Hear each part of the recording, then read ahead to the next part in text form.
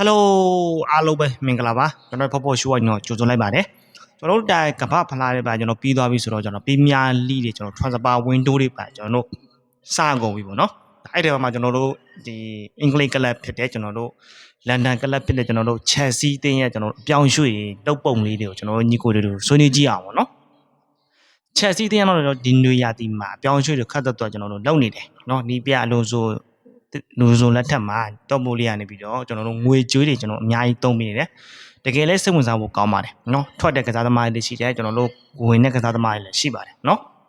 ကျွန်တော်တို့ထွက်တဲ့ကစားသမားကျွန်တော်ကြည့်မယ်ဆိုလို့ဆိုရင်ကျွန်တော်တို့ဒါကိုရလာတို့ပါတို့ကတော့ကျွန်တော်တို့ဒီရီရဲမထက်ကျွန်တော်တို့ပြောင်းသွားပြီနော်ဒီနောက်တက်မှဆိုလို့ဆိုရင်ကိုရလာပါတို့ကတကယ်ကို Chelsea တင်းမှာကျွန်တော်တို့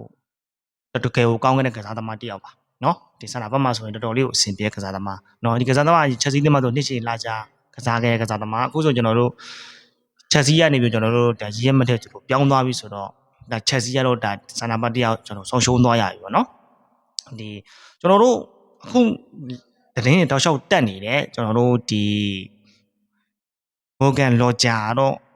ညီကိုတွေတိကျမှထင်ပါတယ်နော်အစလိုပီလာရဲ့ကျွန်တော်တောင်းမကစားသမားလော်ဂျာကတော့ကျွန်တော်တို့ချက်စီးတင်းရဲ့ကျွန်တော်တို့ကစားသမားတစ်ယောက်ဖြစ်သွားပါပြီနော်ပေါင်118တန်းနဲ့ကျွန်တော်တို့တကယ်ကိုဈေးကြီးပေးပြီးတော့ချက်စီးတင်းရပြီးတော့လော်ဂျာကိုကျွန်တော်တို့ဘော်ကန်လော်ဂျာကိုကျွန်တော်ခေါ်လိုက်တာဖြစ်ပါတယ်နော်ဒီကစားသမားဆိုရင်အစလိုပီလာတင်းမှာတကယ်ကိုထပ်နေပြီးတဲ့ကစားသမားပါနော်ယူရိုပါလီတို့နော်ဒီဦးနိုင်အပင်လက်ထက်မှာယူရိုပါလီတွေလည်းသူရတယ်ချန်ပီယံလိဝင်ခွင့်တွေလည်းကျွန်တော်ဆက်တိုက်ရတယ်ဒီနှစ်တောင်မှချန်ပီယံလိဝင်ခွင့်ကျွန်တော်ရသေးတယ်နော်သူကချက်စီးတင်းကကျွန်တော်တို့ကမ်းလှမ်းတဲ့ချက်မှာတော့ဗာပြောလို့ဆိုတော့ချက်စီးတင်းကသူ့ရဲ့ငငယ်လေးတဲ့အားပေးရတဲ့အသင်းပေါ့ချက်စီးတင်းကသူပထမကမ်းလှမ်းတာတည်းကသူချက်စီးတင်းသူပြောင်းမယ်နော်လန်ဒန်မှာအောင်မြင်ဆုံးအသင်းကြီးတစ်သင်းဖြစ်တဲ့ကျွန်တော်ချက်စီးကိုသူနှစ်ခါမငင်းဘူးလို့သူပြောတယ်ပေါ့နော်သူချက်ချင်းပဲပြောင်းတယ်ပေါ့ချက်စီးကကမ်းလှမ်းနှစ်ခါမငင်းဘူးအဲ့လိုမျိုးပုံစံမျိုးတွေသူပြောင်းလာတယ်နော်ချက်စီးတင်းရဲ့သူနာကပလန်တွေကိုသူသဘောကျတယ်ပေါ့နော်အကုန်လုံးသူသဘောကျတယ်ပေါ့နော်ဒီအခုနီးပြတဲ့လက်ထက်မှာသူပလန်တွေအများကြီးသူအားပေးခဲ့ရတဲ့တင်လည်းဖြစ်တယ်နော်သူစိတ်ဝင်စားတဲ့တင်လည်းဖြစ်တယ်တင်းကြီးတင်းလည်းဖြစ်တယ်ဆိုတော့သူချက်စီးတင်းကိုသူနာခါမငင်းဘူးလို့သူကတော့ပြောထားတယ်ပေါ့နော်အခုဆိုရင်ဒါချက်စီးတင်းကတော့ရောဂျာကိုပေါင်118တန်းနဲ့ကျွန်တော်တို့ဒါပြီးသားကျွန်တော်တို့ခေါ်နိုင်ခဲ့ပြီပေါ့နော်ကျွန်တော်တို့နောက်ထပ်ကျွန်တော်တို့ကစားမတယောက်ကကျွန်တော်တို့ချက်စီးတင်းရနေပြီးတော့ဒါကျွန်တော်တို့စန္ဒပတ်တယောက်တို့ဖြည့်ကျင်နေတယ်စန္ဒပတ်တယောက်ဖြည့်ကျင်မှာကျွန်တော်ဘာကိုဖြည့်ကျင်လဲဆိုတော့ကျွန်တော်တို့မန်စီးတီးတင်းရဲ့ကျွန်တော်တို့ဆန္ဒပတ်ဖြစ်တဲ့ကျွန်တော်တို့အသက်32နှစ်ရွယ်ကျွန်တော်တို့ဂျွန်စတုံးကိုကျွန်တော်တို့ဖြည့်ကျင်နေတယ်။နော်ဂျွန်စတုံးကိုကျွန်တော်စိတ်ဝင်စားနေတယ်ကျွန်တော်သိရတယ်ပေါ့နော်။ဒီဂျွန်စတုံးဆိုရင်မန်စီးတီးနဲ့ကျွန်တော်ဒီနေရာဒီမှာစာချုပ်တန်တာကျွန်တော်ကုန်ပြီးထင်ပါတယ်။ကုန်ပြီးထင်မှဆိုတော့ဒီနေရာဒီမှာတို့လွတ်နဲ့လက်လွတ်ရမှာဆိုတော့ဒါချက်စီးတင်းရနေပြီးတော့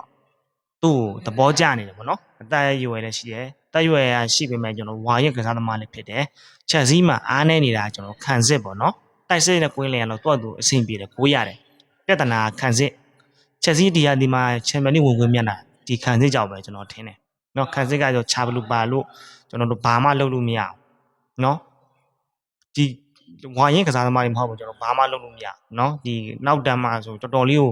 တိုင်ပတ်ပါတယ်ချက်စီးကအခုဆိုရင်ဒါကျွန်တော်တို့ဒုံးလို့ပါလို့ဆိုတာမန်စီးတီးတက်မှာတော်တော်လေးကိုဝါရင်ကစားသမားကျွန်တော်ပြောလို့ရတယ်เนาะအတွေ့အကြုံလည်းရှိတယ်ပြီးများလိမ့်မယ်ကျွန်တော်နဲနောကြည့်နေတဲ့ကစားသမားဆိုတော့ဒီဈေးတက်နဲ့ကျွန်တော်တို့ရမယ်ဆိုတော့နော်အသက်က32နှစ်ဆိုတော့အနည်းဆုံးသူ့35နှစ်လောက်ထိ2နှစ်3နှစ်ထိတော့သူတို့ခိုင်းရနိုင်မယ်လို့ကျွန်တော်တို့တွေးတာမှာပဲအဲကြောင့်မို့ချက်စီကဒီကစားသမားကိုကျွန်တော်စိတ်ဝင်စားနေလို့ကြာ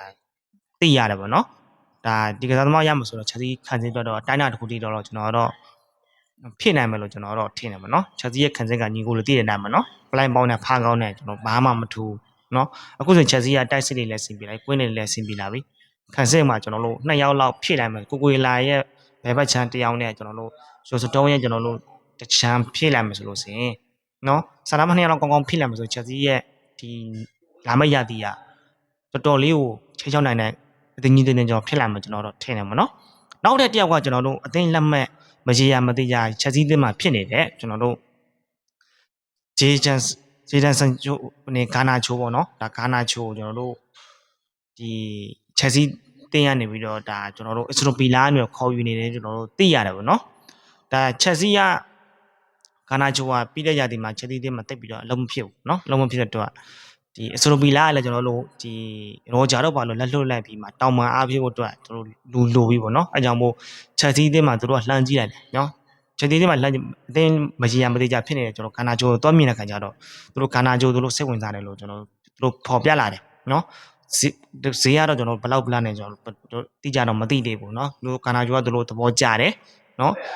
ကျွန်တော်ထင်ရဆိုရင်တော့ချက်စီးကတော့じゃခန္ဓာချိုးတို့လက်လွတ်လိုက်မယ်ကျွန်တော်ထင်တယ်ပေါ့နော်ဒီနွေရာသီမှာဘာဖြစ်လို့ဆိုတော့ခန္ဓာချိုးကချက်စီးသင်းမှာပိတ်သက်တွေရဲ့မကြိုက်မှုတွေနော်ချက်စီးသင်းမှာတိတ်ပြီးကျူးမပြူတော့အခုဝဲဒီအခုဟိုနေလော်ဂျာတော့ပါတော့ကျွန်တော်ခေါ်ထားပြီးပြီဆိုတော့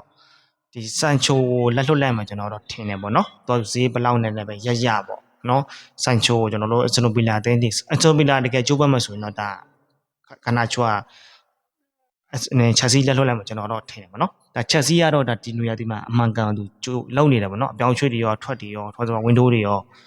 နော်တကယ်ကိုစိတ်ဝင်စားတဲ့တင်းပါပဲနော်ဒီပညာလိမှာအပြောင်းရွှေ့ဒီရာသီမှာကတ်တော့လုံနေတာကျွန်တော်ချက်စီးပါပဲနော်ချက်စီးကတော့ဒါခတ်တော့ကျွန်တော်တို့လုံနေတယ်နော်ဒါနီးပြတဲ့လက်ထက်မှာကျွန်တော်တို့တွေးတစ်လောင်းတဲ့ပုံစံမျိုးကိုကျွန်တော်တို့မြင်နေရတယ်ပေါ့နော်ကဲကျွန်တော်ချက်စီးဖန်နေရောဘယ်လိုမြင်ကြလဲဒီနွေရာသီမှာချက်စီးရဲ့အတိုင်းအတာတစ်ခုကချန်ပီယံလိဝင်ခွင့်ရဖို့ထိုက်တန်ပြီလားနော်တော့ပိုလေးကတော့သူကရှင်းတယ်သူကမအောင်မြင်နေပါစေပြီးတဲ့နီးပြလက်ထက်မှာတူတူပဲသူပြောထားပြီးသားနော်ဖလားမရရင်နေပါစေသူချန်ပီယံလိဝင်ခွင့်ရရင်ရပြီနော်ချန်ပီယံလိဝင်ခွင့်ရရင်သူကျင်းတတ်ပြီလို့သူတော့ပြောထားပြီးသားတော့အလုံးစုံရောဒီနွေရာသီမှာချန်ပီယံလိဝင်ခွင့်ရအောင်သူကြိုးပမ်းနိုင်မလားနော်လူကစားသမားတွေသူခေါ်ပေးထားမယ်နော်ချက်စီရဲ့ဟိုနေ့ဖြစ်မှာဘယ်လိုလာမယ်เนาะအလုံးစုံဘာတွေလောက်ပြနိုင်မှာဆိုတာကျွန်တော်စောင့်ကြည့်ရမှာเนาะချက်စီရဲ့ပိတ်သက်တွေတော့ဒါဝမ်းသားကြတဲ့တင်းကောင်းလို့ကျွန်တော်တော့မြင်တယ်ကဲကျွန်တော်ညီကိုတွေရောဘယ်လိုမြင်ကြလဲเนาะကျွန်တော်ပြောရရှိတဲ့ညီကိုမိတ်ဆွေများတယောက်ချင်းစီတိုင်းကိုကျေးဇူးအများကြီးတင်ပါတယ်